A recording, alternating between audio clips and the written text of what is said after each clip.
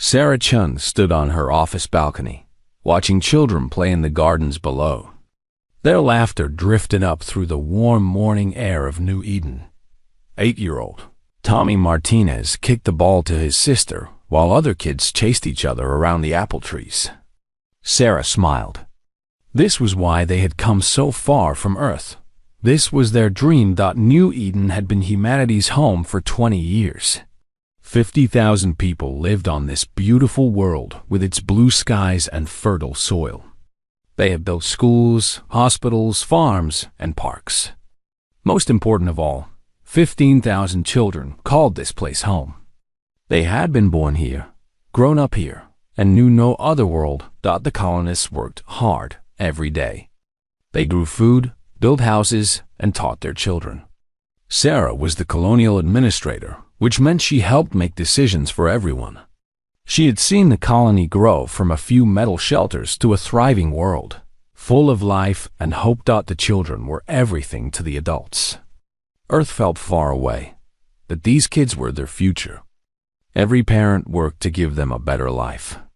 Every teacher spent extra time helping them learn. Every farmer grew food so the children would never be hungry. Sarah's communication device beeped. She looked at the screen and frowned. Ships were approaching New Eden, big ships that did not belong to humans. She had never seen ships like these before. They were long and silver, with strange designs that hurt her eyes to look at. She ran to the communication center in the main building. Other administrators were already there, staring at their screens with worried faces. "Who are they?" Sarah asked. "We don't know," said Dr. James Park, the colony's chief scientist. "They're not responding to our messages." "The ships are huge, Sarah.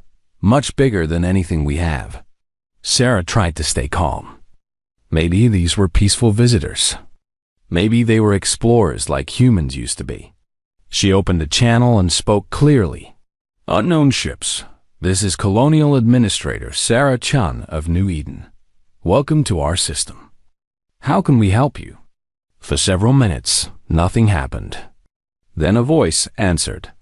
It was cold and strange, like metal grinding against stone. "Humans of the third planet. I am Commander Vex of the Zephyri Hegemony. This world contains resources we require. You will evacuate immediately." Sarah felt her stomach drop. She looked around at the other faces in the room. Everyone looked scared.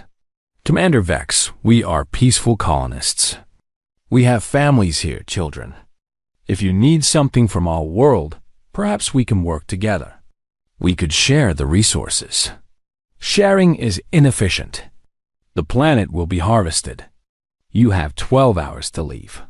12 hours? Sarah could not believe what she was hearing.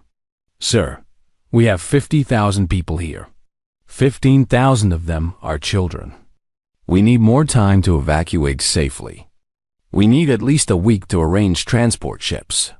Biological sentiment is irrelevant." 12 hours. The communication ended.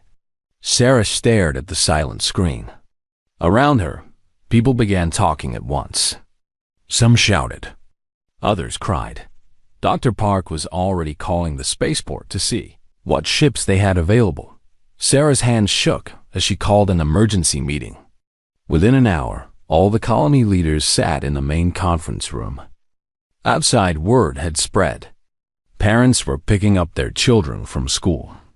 People packed their most important belongings. "We can't evacuate everyone in 12 hours, said Captain Reynolds, who managed the spaceport. "We have 3 cargo ships and 2 passenger transports. That's maybe 5,000 people if we pack them tight." The rest what?" Sarah demanded. Captain Reynolds looked down. "The rest would have to wait for more ships from other colonies. That could take weeks." Dr. Park stood up. "I've been scanning the alien ships. They have weapons, Sarah. Really big weapons. But maybe if we explain about the children." Sarah nodded. She opened communications again. "Commander Vex, this is Administrator Chun. We cannot evacuate all our people in 12 hours. We have children here. Surely you understand that young ones need special care during travel. Give us 1 week, and we will leave peacefully." The answer came quickly. "Your breeding practices are not our concern. Evacuation will proceed as scheduled. These are children." Sarah shouted. "They're just kids." "Define children." Sarah took a deep breath. "Young humans. They are not fully grown.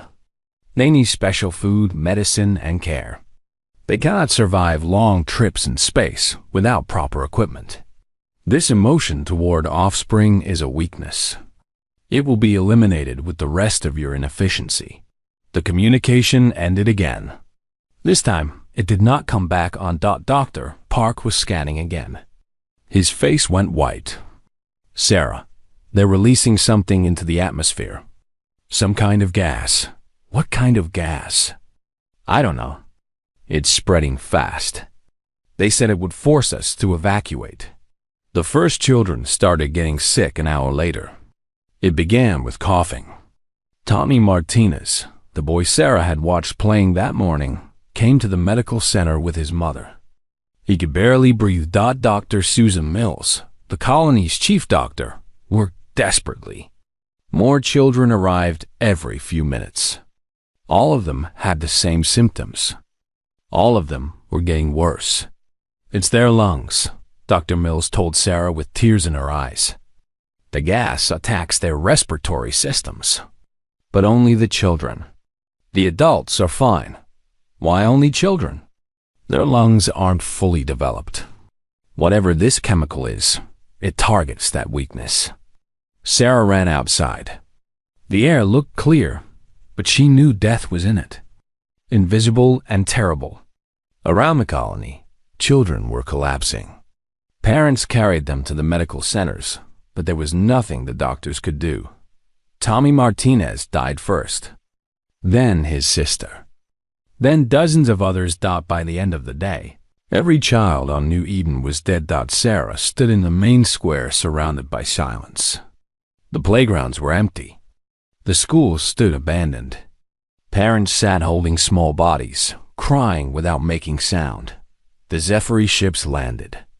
Silver beings in mechanical suits walked out.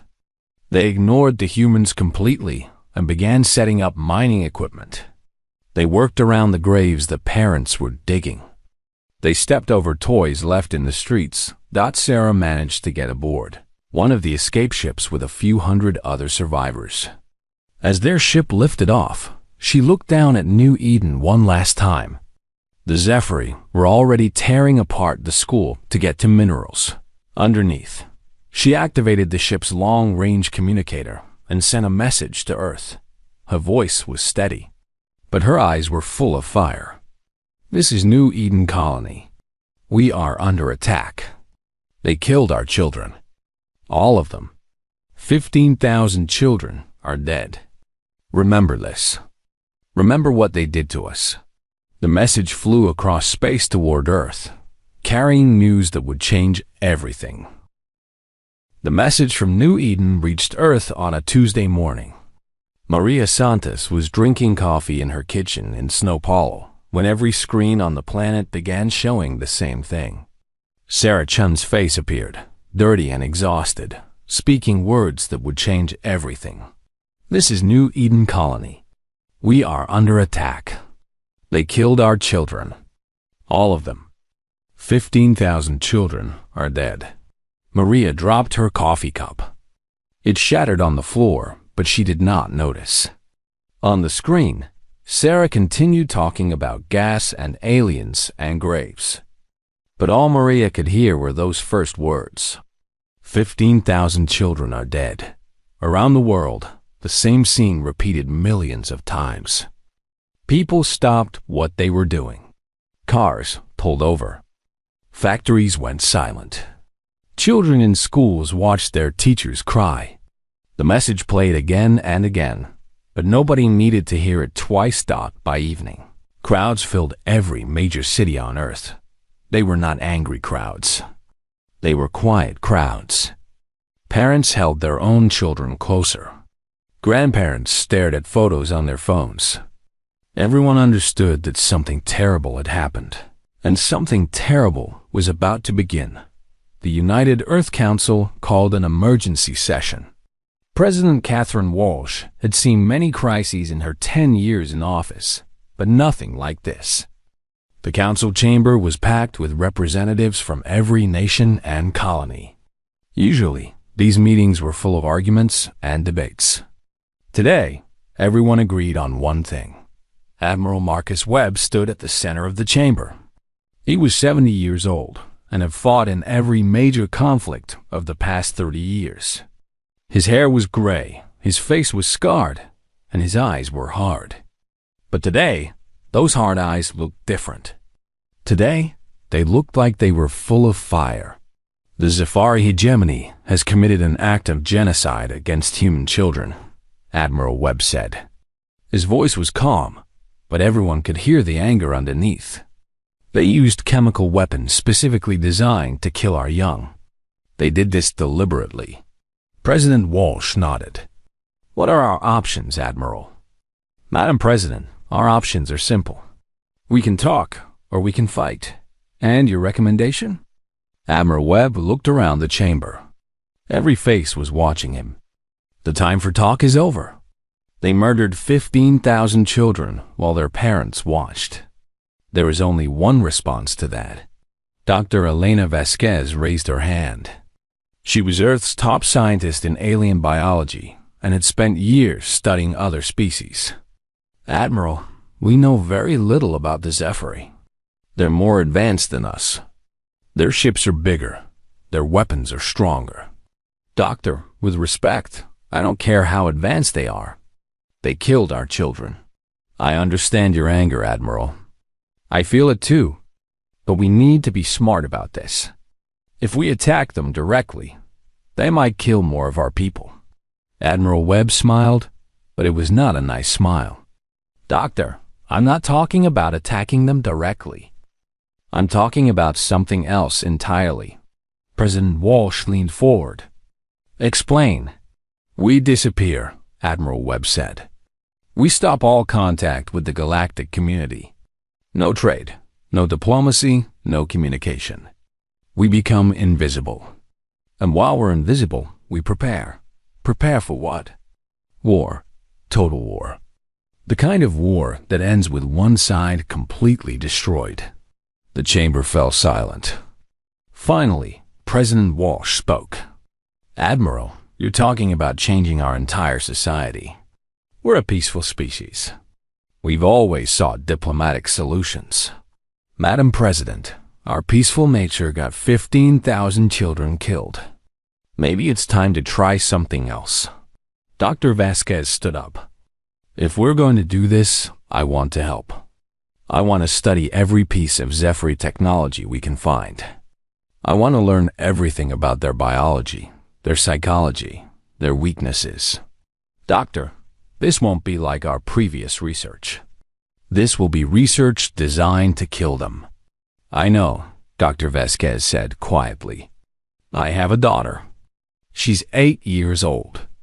The same age as many of the children who died on New Eden. I want to make sure no alien ever thinks about hurting her. Across the chamber, other representatives began standing up.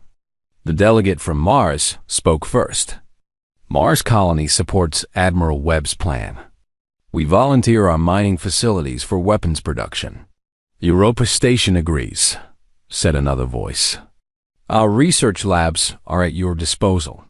One by one, every human colony declared their support. Not just their political support, but their complete commitment. Every resource, every scientist, every worker would be dedicated to one goal. Within days, the transformation began. Earth's communication networks went dark to alien signals. Human trade ships stopped visiting alien ports. Diplomatic missions closed their doors. The species that had once eagerly joined galactic society simply vanished. At first, the other alien species were confused. Where had the humans gone? The Galactic Council sent messages asking about trade agreements and cultural exchanges. Nobody answered. When alien ships tried to visit human worlds, they found empty space. The colonies were still there, but they wouldn't talk. Some aliens were happy about this. The humans had always been too emotional, too unpredictable. Their absence made galactic politics simpler. Trade routes that had been managed by humans were taken over by other species. Nobody complained. But in human space, incredible changes were happening. Children as young as 10 began training in combat simulation. Schools added classes in strategy and weapons design. Art schools started teaching war songs instead of love songs. Poetry focused on tactics and revenge instead of beauty and peace. Every human colony became a fortress. Peaceful farms were turned into military bases.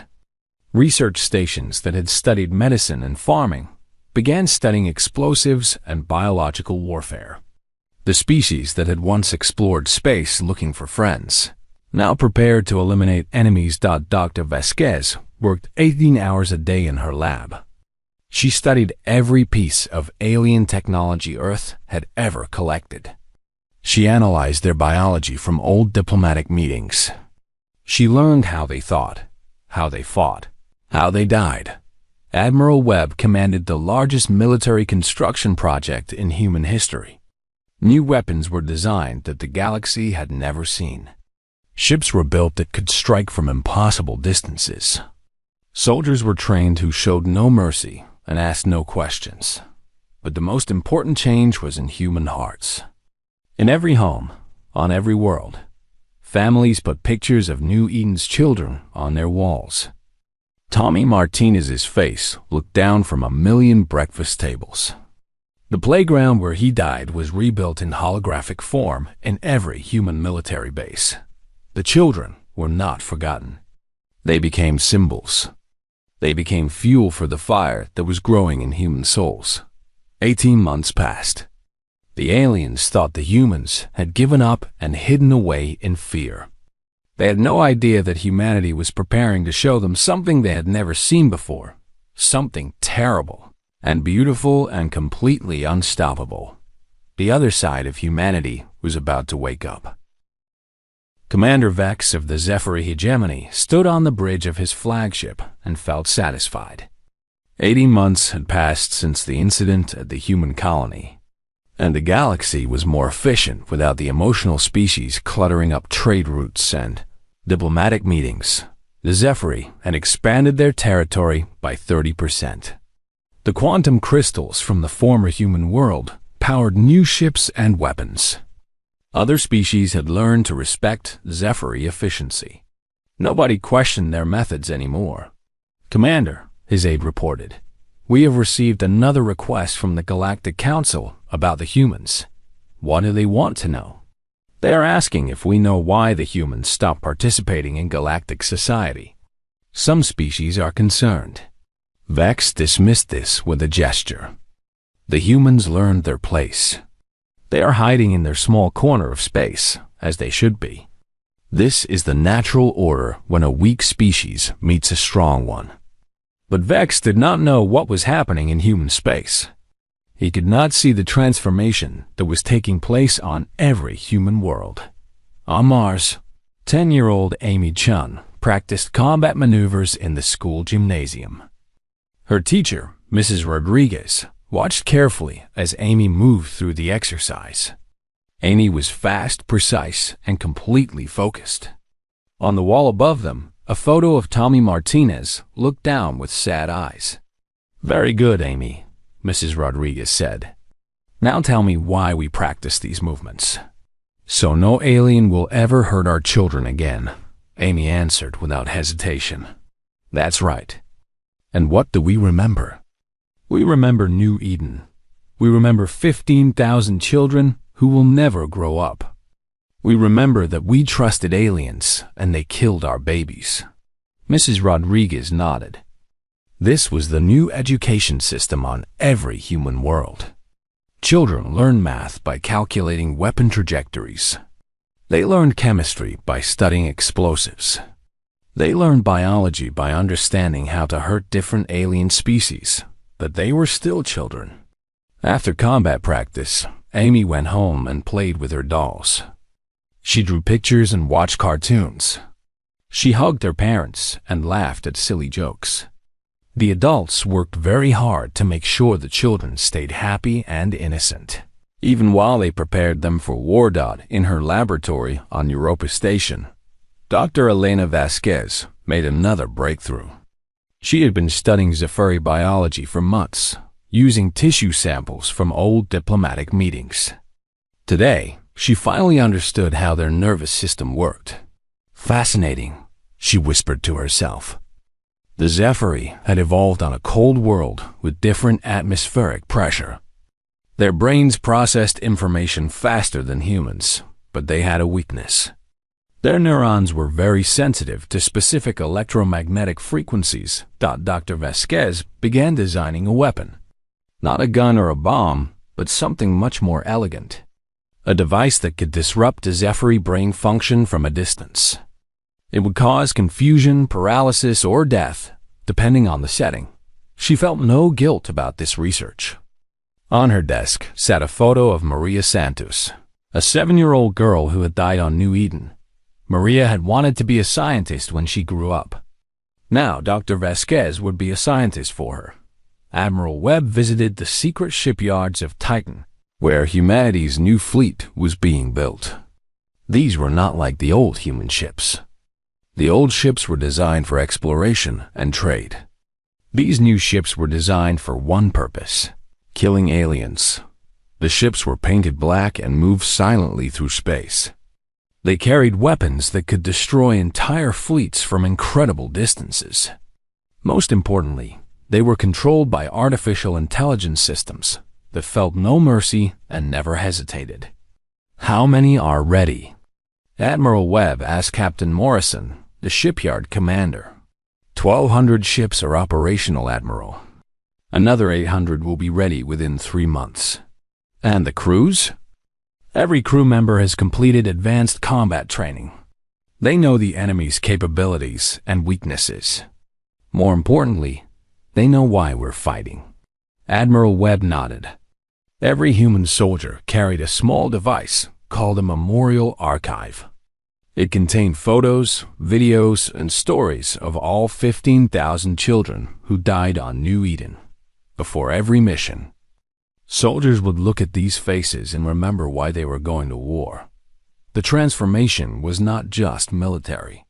Human culture itself had changed. Writers created stories about revenge and justice. Musicians composed battle songs that spoke of protecting children.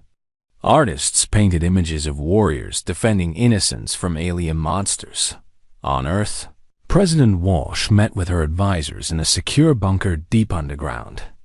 The room's walls were covered with star maps showing Zephyri territory.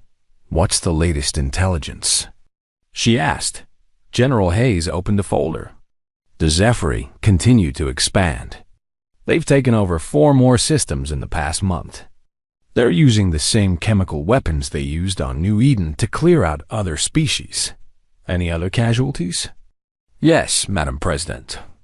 The Corvani species tried to resist. The Zephyri killed their children too. Same method, same attitude. President Walsh felt anger rise in her chest. How many children? About 3,000. The room fell silent. Finally, President Walsh spoke. That's 18,000 innocent children murdered by the same species. It's time. Admiral Webb nodded. The fleet is ready, Madam President. Our soldiers are ready. Our weapons are ready. But more than that, our people are ready. Every human in the galaxy wants justice for those children. Dr. Vasquez entered the room carrying a small device. Admiral, I have something that will interest you. This is the neural disruptor I've been developing. It can disable Zephyri ships without destroying them. We can capture their crews alive. Doctor, our plan is to eliminate the Zephyri threat completely. Taking prisoners is not a priority. I understand, Admiral. But captured Zephyri can tell us about their other operations. They might know about more colonies planning to use chemical weapons against children. Admiral Webb considered this. Very well. But any Zephyri who participated in New Eden dies. No exceptions, of course. President Walsh stood up. Admiral Webb, Dr. Vasquez, you have my authorization to begin Operation New Eden. Show the galaxy what happens when someone hurts our children. The meeting ended, and the final preparations began. Across human space, parents tucked their children into bed and told them stories about brave heroes who protected innocent people. The children went to sleep feeling safe and loved. But in space, in the darkness between the stars, 2,000 black ships began moving towards Zephyri territory. Each ship carried soldiers who had spent 18 months preparing for this moment. Each soldier carried photos of dead children and hearts full of righteous anger. The Zephyri had no idea what was coming. They had forgotten about the humans completely. To them, the emotional species was weak and defeated. They were about to learn that they had made a terrible mistake. The humans had been quiet for 18 months, but they had not been idle. They had been preparing to show the galaxy something it had never seen before. What happened when you killed humanity's children? The other side of humanity was about to be revealed, and the galaxy would never be the same again. Commander Vex was reviewing mining reports when his communications officer began screaming. The Zephyri did not usually show emotion, but the officer's voice was filled with terror. Commander, Sector 12. All our bases, they're gone. Vex moved quickly to the main display. Sector 12 contained 15 Zephyri military installations, 3 mining colonies, and a major shipyard. According to the sensors, none of them existed anymore. Gone? What do you mean gone? Not destroyed, Commander. Gone. Vanished. There's nothing there but empty space. Vex stared at the display. This was impossible. You could not make entire military bases disappear. Ships could be destroyed, but the debris would remain. Planets could be attacked, but something would be left behind. Send reconnaissance ships to investigate immediately. Already done, Commander. The ships report finding only empty space and something else. What? The communications officer's hands were shaking. Quantum crystals, Commander. The same crystals we harvested from the human colony. They're floating in space, arranged in specific patterns. Show me. The main screen displayed the reconnaissance footage. In the empty space where Zephyri Base 7 had existed, thousands of quantum crystals floated in perfect formation. The pattern was unmistakable. It looked like small handprints, children's handprints. Vex felt something he had never experienced before. Fear. Contact the Galactic Council immediately. Tell them we need to speak with the human representative. Within hours, the Galactic Council convened an emergency session. Representatives from dozens of species gathered in the Great Chamber, all talking at once. Nobody understood what had happened to the Zephyri installations. Sarah Chun entered the chamber quietly. She looked different than she had 18 months ago. Her hair was now completely gray, and her eyes were hard as stone. She wore a simple black uniform with a single symbol, a small handprint. The chamber fell silent as she walked to the human representative's platform. Many of the aliens had not seen a human in over a year. They had almost forgotten what humans looked like. The council chairman, a tall blue creature called Speaker Zoran, addressed her carefully. Representative Chun, the Galactic Council requests information about the incidents in Zephyri space. Sarah looked around the chamber slowly. When she spoke, her voice was calm and clear. You want to know what happened to the Zephyri bases? Yes, our sensors indicate that multiple installations have disappeared. They have been removed. Removed? By whom? Sarah smiled, but it was not a friendly smile. By us, by humanity. You wanted to see how we respond to the murder of our children. Now you know. Speaker Zoran looked confused. Representative Chun, The Zephyri report that your species has been silent for 18 months. They believed you had retreated to your home systems. We were preparing. Preparing for what? War. Total war. The complete elimination of anyone who hurts our children. The Zephyri representative, General Crix, stood up angrily. This is impossible. Humans are weak. They have no military power. They could never destroy our installations. Sarah looked at him with cold eyes.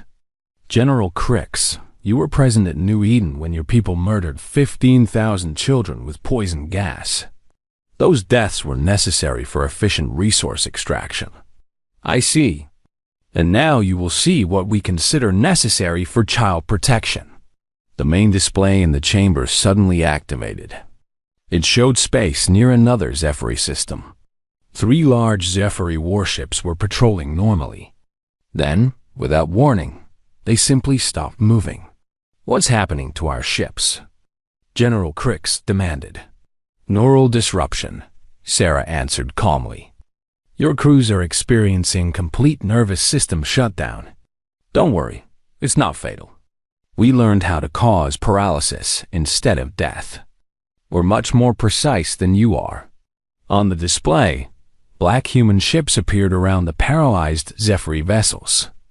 They were sleek and silent, like predators in the darkness.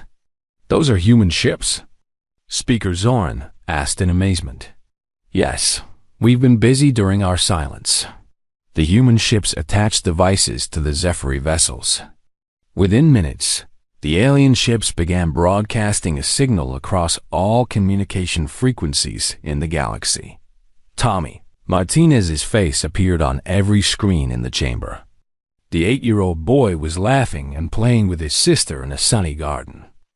Then the image changed to show his small body lying still in the grass of New Eden. His name was Tommy Martinez, Sarah's voice said over the broadcast. He wanted to be a pilot when he grew up. He liked apple juice and bedtime stories.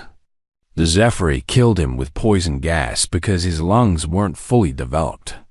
The image changed to another child, then another.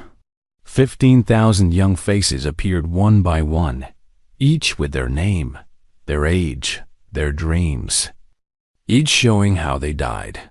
General Crix was backing away from his platform. Turn it off. Stop this broadcast. No, Sarah said simply. Every being in the galaxy will see what you did. Every parent will know how you murdered our babies. The broadcast continued for hours. It showed not just the children who died, but the parents who held their bodies. The empty playgrounds. The toys left in the streets. The graves dug by hand in the soil of New Eden. When it finally ended, Sarah spoke again. General Crix, your people believed that killing human children would make us retreat in fear. You were wrong. It made us into something else entirely. What do you want? General Crix asked. His voice was barely a whisper. Justice. Every Zephyri who participated in New Eden will face trial for genocide. Your chemical weapons will be destroyed. Your military will be disbanded. Your government will fall. And if we refuse? Sarah gestured to the display, which now showed dozens of human ships surrounding Zephyri worlds. Then you will learn what happens when you threaten our children. We spent 18 months studying your biology, your psychology, your culture. We know exactly how to hurt you in ways you never imagined. Speaker Zoran tried to maintain order. Representative Chun, surely we can reach a diplomatic solution? The time for diplomacy ended when the first human child died on New Eden, Sarah interrupted. We tried diplomacy. We begged them to give us time to evacuate the children safely. They laughed at us. They called our love for our children a weakness. She looked around the chamber at all the alien representatives. They were right about one thing. Our love for our children is a weakness, but it's also our strength. And when you threaten that love, you wake up something inside humanity that should have stayed sleeping. The chamber was completely silent now. Even General Crix had stopped protesting. Every species in this galaxy needs to understand something, Sarah continued. We are not the same humans who asked to join your community 20 years ago. We are not the same humans who sought peace and friendship among the stars. Those humans died with the children of New Eden. She paused, letting her words sink in. We are what came after. We are what humans become when you kill our babies. And we will never, ever forgive. The session ended with no resolution. But as the alien representatives left the chamber, they all understood that something had fundamentally changed in the galaxy. The humans were no longer the weak emotional species they could ignore. They had become something dangerous, something unified, something that would fight with the fury of parents protecting their children, and the war had only just begun. The war lasted 6 months. It was not really a war in the traditional sense, because wars usually involve two sides fighting each other. This was more like a systematic elimination of everything. Connected to the Zephyr hegemony, human ships appeared everywhere at once. They did not fight like other species. They did not attack military targets and leave civilians alone. Instead, they studied each Zephyr world carefully, identified everyone who had supported the New Eden massacre, and removed them with surgical precision. The Zephyr tried to surrender after 3 months, but humanity ignored their surrender requests. Surrender required mercy, and mercy was something the humans had forgotten how to give to child killers stopped by the end. The Zephyr hegemony simply ceased to exist. Their worlds were empty, their ships were debris, and their leaders were gone. The few surviving Zephyr were scattered across the galaxy as refugees, begging other species for protection. The Galactic Council called another emergency session. This time, every species sent their most important leaders. They were all afraid of the humans now, but they were also afraid of what the humans might do next. Sarah Chun entered the chamber, wearing the same black uniform, but now she wore additional symbols. A silver star for each Zephyr world that had been cleared. A gold circle for each chemical weapon facility that had been destroyed. And still, always the small handprint for the children of New Eden. Speaker Zoran looked older and more tired than before. Representative Chun, the Galactic Council wishes to discuss the terms of peace. There are no terms, Sarah replied. Peace was never our goal. And what do you want? Sarah looked around the chamber. Every alien representative was watching her with fearful eyes. We want memory, she said. We want every school in galactic space to teach about New Eden. We want every child in the galaxy to learn the names of Tommy Martinez and the 14,999 other human children who were murdered.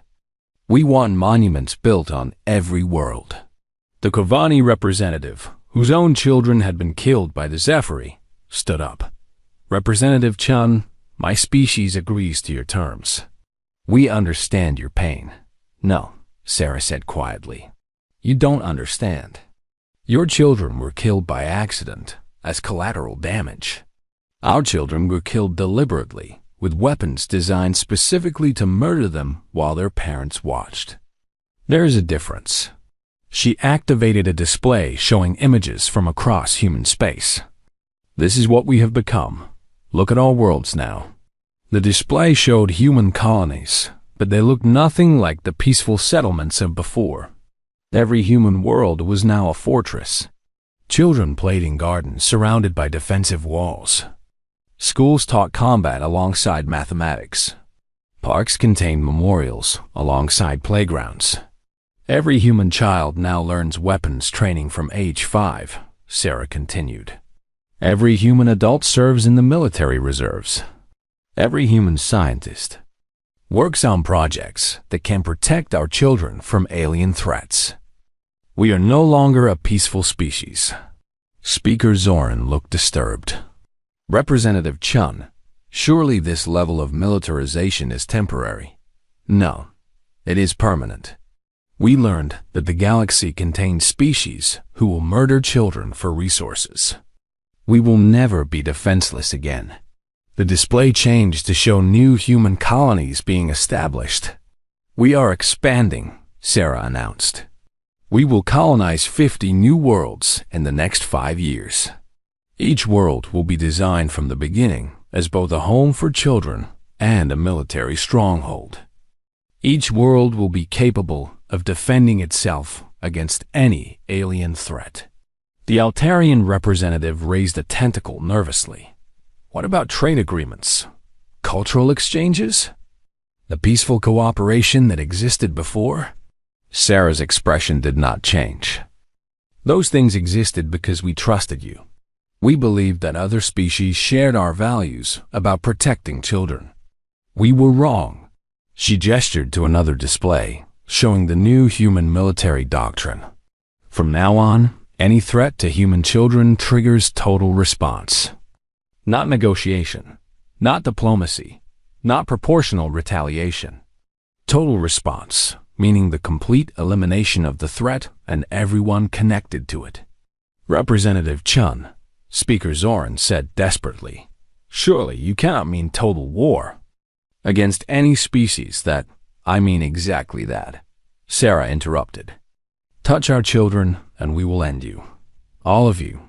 We will hunt down every member of your species across the galaxy. We will destroy your worlds, your ships, your history, and your future. This is not a threat. This is a promise." The chamber fell silent. Many of the alien representatives were trembling. "But," Sarah continued, "those species who protect children, all children, not just their own, will find humans to be valuable allies.